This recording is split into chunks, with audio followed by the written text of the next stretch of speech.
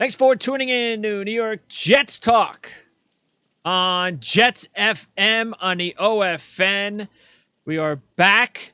It's been actually a few weeks since we produced the series, the 10-part series previewing the New York Jets for the 2021 season. Ryan Dunleavy did join me from training camp a few days ago, so we did get started there, but we are back in studio with Jan Levine, my partner, my co-host for the 2021 season for the New York Jets. And Jan, 2 preseason games are down, and starting from the top, of course, and that's Zach Wilson. So far, so good.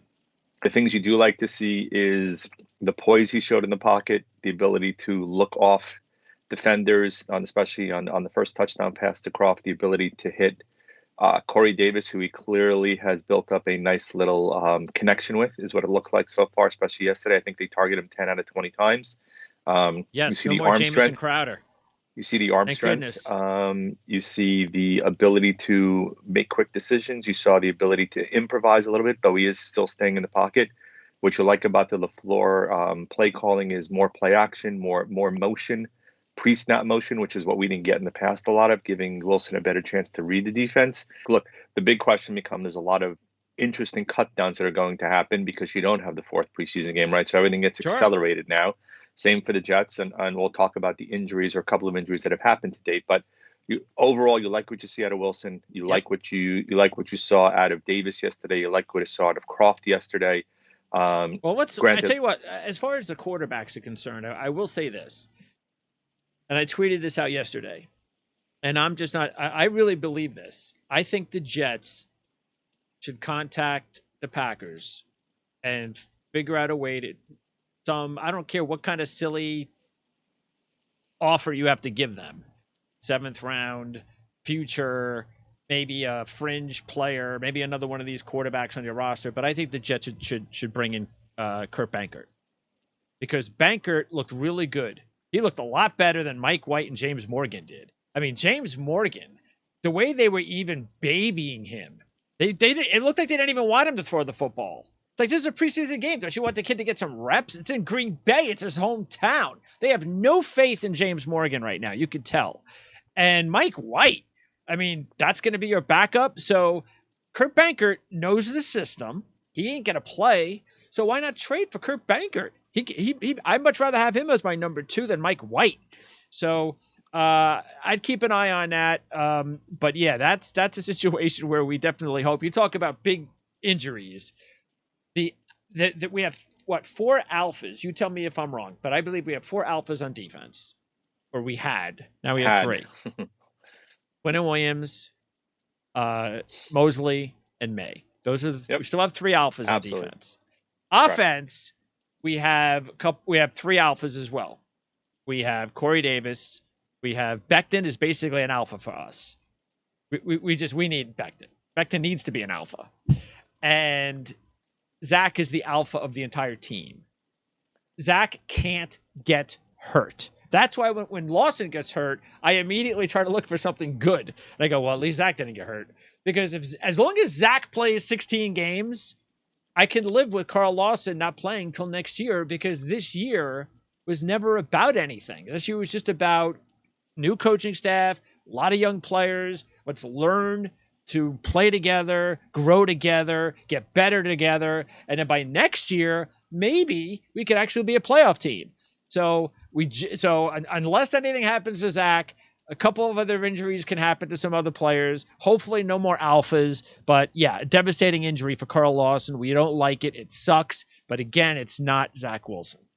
So I'll touch on a couple things. So the quarterback comment you make, the guy I still think they're going to go after is Nick Foles. I mean, 3rd quarterback in Chicago. There's no reason for him to be there. I mean, Dalton's their 1, Fields is their 2. I still think they're going to try to make. But don't you think they got to trade something like a 5th rounder? No, I really don't.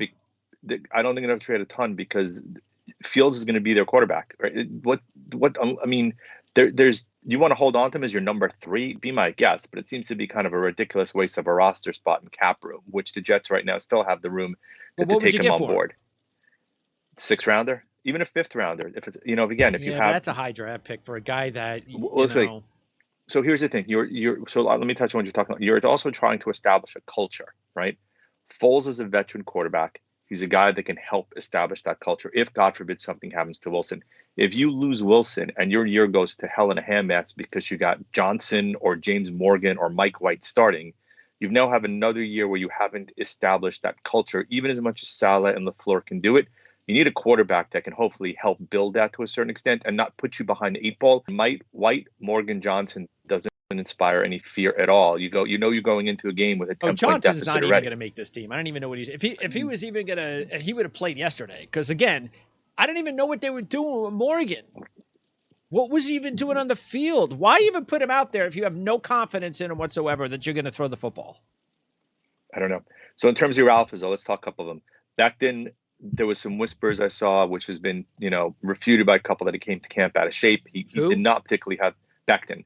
There was some whispers and rumors that some people felt he came to camp out of shape. He hasn't looked particularly great. LaFleur even talked about it, that he's working through stuff. Didn't particularly have a good scrimmage against the Packers during the week.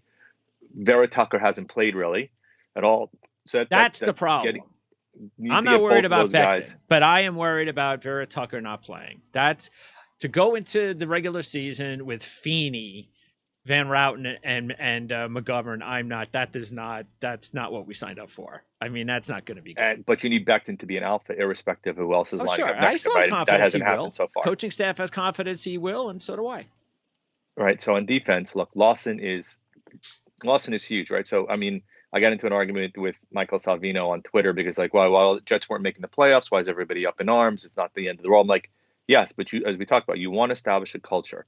Just because you don't expect to win doesn't mean you can't win. And Lawson was lengthening that defensive line where they could be a weapon. You saw they struggled yesterday. Franklin Myers didn't do much. Huff didn't do much yesterday. I'm not worried about what I saw yesterday. What I am worried about is we have gone from a potential elite defense now to just maybe we'll be a good defense.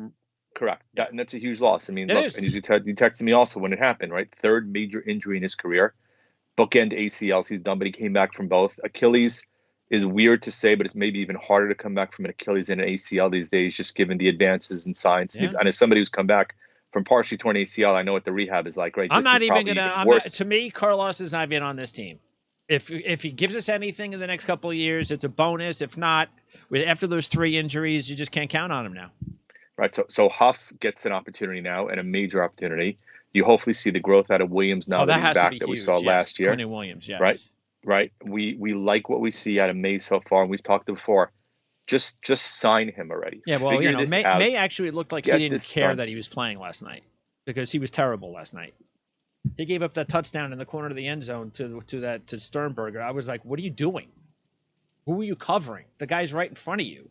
So he looked like he didn't even want to be there. That's why I don't really care about some of these. When I see certain things in these preseason games, you could tell Marcus May didn't give a crap about last night. Going through the motions right now to a certain extent. But look, I agree with you, but I don't want to keep – look, the Jets are going to run things a certain way now. And we have to buy in or not, which means if Marcus May and his agent are going to ask for the moon and it's over and they expect – Joe Douglas is going to overpay just because he's such a great player and the Jets need him. Joe Douglas is not going to do it. It's just not going to happen. So I think we have to get used to that we're not going to get suckered in anymore by these agents saying, well, you have to sign him. I mean, he's got to be the top played safety in the league. You got to do it. No, we're not going to. We don't value Marcus May the way you do. We love him. We want him here, but I'm sorry. You saw what happened to Jamal Adams. You know what he'll probably do next year too is they'll franchise him again if they want to. So he's going to be here at least through 2022 if the Jets want to. And I hope they re-sign him long term. But I'm glad. Apparently, they're asking for too much. Well, we don't know what that too much is. But you and I have talked a couple times, right? That while Douglas has a value in a player, Douglas's value has not always been accurate, as he's admitted, right? With Anderson and a couple others, right? He miscalculated the marketplace, right? So that means you need to have a little bit of flexibility. You don't have to break the bank and go over the moon, but you can't be as rigid in your number at all times if there's a way to make a deal. And sometimes it seems like Douglas kind of puts his line in the sand and is inflexible when some flexibility would be beneficial to try to bridge the gap between two sides. Well, that's one player, and so far that's turned out for us. You and I have different views on that. We always will. We have Zach Wilson because of it. Wow.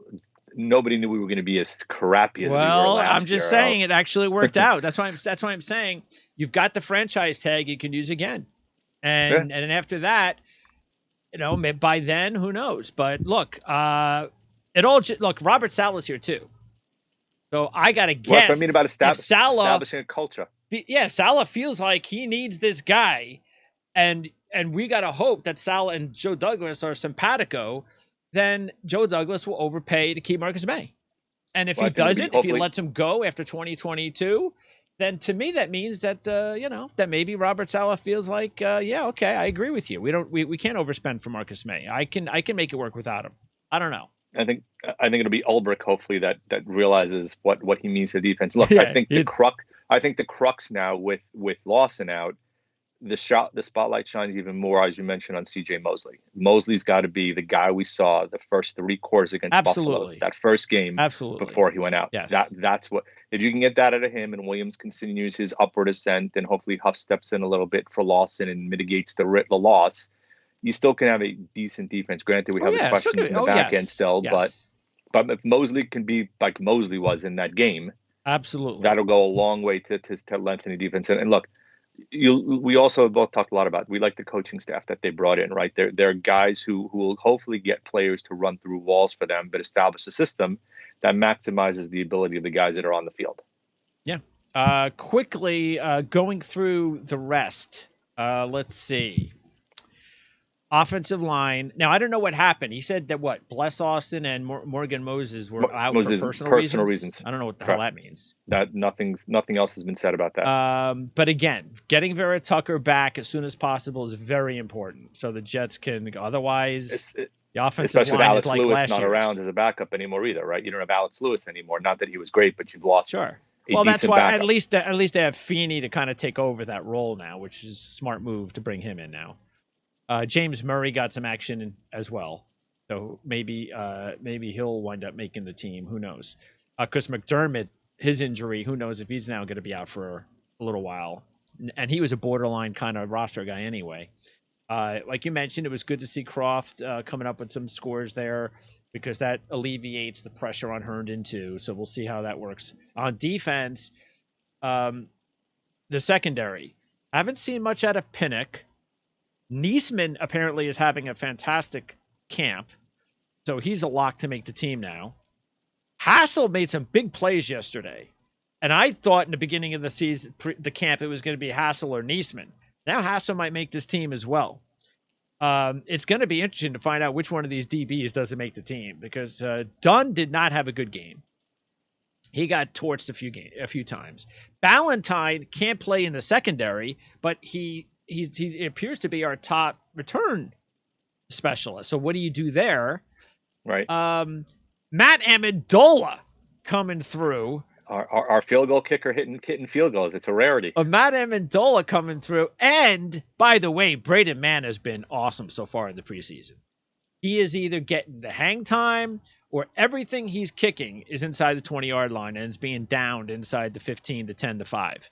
So Mann is having a fantastic couple of games. That's why I wasn't overreacting last year because pedigree out of college, you knew what he could do. He just didn't do it consistently last year. We got one or the other. We got either depth or we got height. Unfortunately, too often we didn't get both at the same time. Now he's putting both together and he's starting to pin guys. Yes. But we'll see because they must have fit. See, I didn't know when they released Nagar. I was like, did they like someone else? Can't be Ammendola. And apparently it's Ammendola. Apparently they have maybe fixed something because he was not very, accurate in college. He had a strong leg, but he wasn't accurate. And they must have fixed something. They must really like what they got there because he was perfect in week 2, but he hasn't kicked in the regular season game yet. So there's that. But he did kick in front of 78,000 people in Green Bay yesterday. So he did, and he did kick in a lot of big college games. But so it's just still it's a regular season NFL game, and until he makes that first one, apparently Noah Dawkins is we knew he was going to be a special teams guy, so they've been talking him up as well. Jackson had the interception yesterday. Looks like the other rookie Eccles has been making some plays so far in the preseason. Eccles had one also yesterday. Jonathan Marshall had a nice game week 1. Didn't hear much about him yesterday. And then there's just other guys we haven't even seen. We haven't seen Quinnen Williams. We haven't seen Kyle Phillips. We haven't seen, really, I don't even Sheldon Rankins has played, or Vinny Curry, or Ronald Blair hasn't done much. Jabari Zuniga, I'm not even sure he's going to make this team the way he's playing. So, the only guy I think the Jets could pick up in free agency now if they wanted to add another pass rusher would be Everson Griffin. He's the only pass rusher that fits. He would be inexpensive. He would be a 1-year fix until Lawson comes back next year. He's still available. That's the only guy if the Jets wanted to go out and add a little bit more depth to their pass rusher. Other than that, it's probably going to be in-house. Probably. I mean, can't see. Look, I think Huff's going to get the first shot, but Griffith would not be a bad 1-year guy to take a flyer on, just to see if he can bridge some of that gap that's missing. But I think it's also depend how healthy Rankins is, because he's been banged up, how healthy Curry is. I mean, I think that's going to play a large part in terms of what they do over the next week or so. Yeah, they got to get all those guys healthy, and maybe they are. Maybe they will be. Week 1, mostly everybody's out there. Jared Davis, we haven't heard anything since last night, but apparently it's not as serious as it could have been from what we're hearing. Correct. So, and we haven't even seen Ashton Davis yet either in the secondary. So, but again, it's good that Neesman is playing as well as he has, because now all of a sudden you have Joyner, May, Neesman, and Davis. So that'll help out the secondary, especially since he's a veteran. Anyway, one more of these preseason games to go next week. What is it? Eagles, right? I believe so. Yeah. Yeah, they look like a fine team. Joe Flacco. Worry about our team. I don't worry about other teams right now. That just shows you we're actually in pretty good shape compared to the Eagles. And then that's it. So we'll talk next week. Not sure when. Maybe another Sunday morning show. It all depends. I got to find out when that game is, when I can see it and you can see it, and then we can talk about it. So, Jan, appreciate it as always. Batten down the hatches. How's the wind? It's picking up a little bit, and the rain is coming down ridiculously heavy here. So it's not pretty out here. Oh, by the way, we didn't even talk about running back quickly. Are you intrigued by the fact that Ty Johnson keeps getting starter reps? Well, I know your view of Ty. I know your view of Ty Johnson from last year. You were pumping him up last year also. Johnson, Perrine, Carter, Coleman. I think it's going to be an amalgamation. I don't think. Are you surprised Perrine has been getting second half reps? What's that about? Yeah, a little bit, but he didn't do a whole heck of a lot yesterday. Yeah, do you think it's probably we know Perrine and Coleman are our guys. Let's see what Johnson can do with the ones. I think so. Look, Carter came in with the new regime, right? So he has that going for him. Coleman has the historical with Salah, so that helps him. And by the way, Carter looked a lot better in this game than he did first game. First game, he looked real tentative. So Johnson is still, Douglas had him as a pickup, right? And Perrine was a draft pick under Douglas, but not with this coach or offensive coordinator. So I do think they want to get a sense in terms of where they really are. That's where I think they are. So I would say week 3 will tell us a little more, but honestly, I don't know if you. I would say I would still put Coleman as your number 1 potentially, just given the historical perspective. You mean like with first Salah. Snap, first guy out there is Coleman, and then beyond that, I think it's going to ebb and flow until somebody really stands out and takes the lead. I agree. That sounds right to me. All right, we'll talk again next week. We'll definitely talk a few times before the season begins, Jan. Best of luck with the weather in New York, and I'll talk to you again hopefully next week. Sounds good.